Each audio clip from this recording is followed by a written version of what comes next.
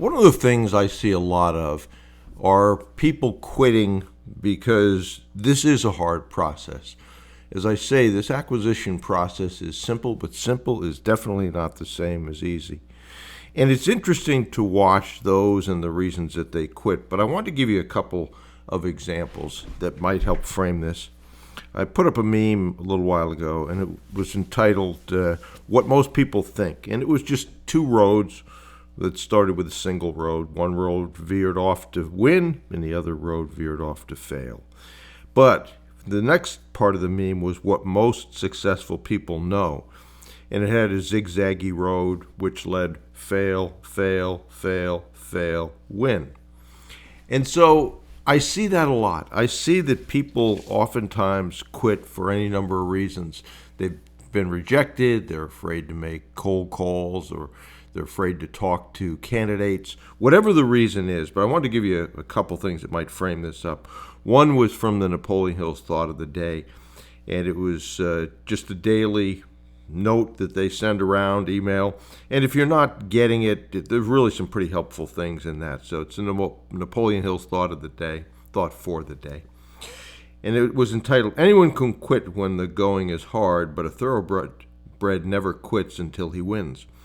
The going is always hard on the road to greatness. If success were easy, everyone would achieve it.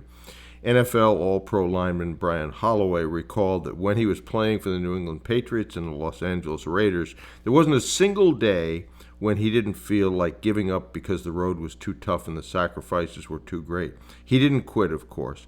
He was willing to pay the price because he was determined to succeed.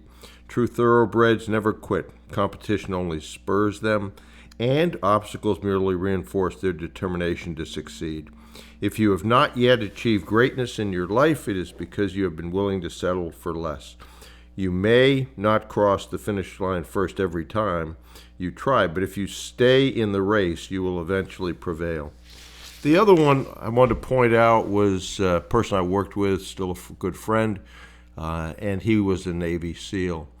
And if you look at the Navy SEAL program, about 1,000 candidates start every year, and only 2 to 250 end up succeeding. So that's an 85% failure rate. Think about that. For those that make it, it's a fantastic achievement for the rest of their life.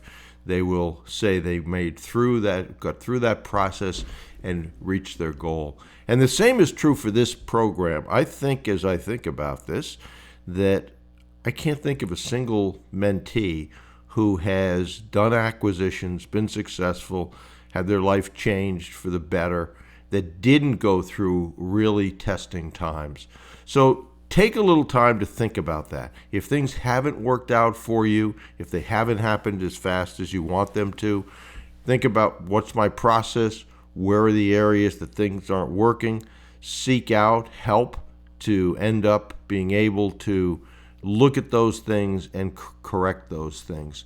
That's why you have a dream team around you, so that you don't have to go through the learning process and gain the wisdom that your group has that have already made those mistakes, and they can say, no, this didn't work, this is how we fixed it, etc., etc. So keep that in mind. Keep pushing, as I say frequently. If you're not on my email list, be sure you do that. Go over to brucewhipple.com. Just grab the free class, which you should go through anyway. That'll put you on the email list. And there's obviously other training there, some free, some not free. I do have opening in the VIP mastermind group, so if that has interest, email me after you've looked at it and understand the details. But it's hard to beat the person who won't quit. And if you develop that mindset, you'll realize that adversity is part of everyone's journey. It toughens you, and it is just a bump in the road to, I hope, is what your success is. And you can listen to the case studies that are out there that I've done of successful mentees.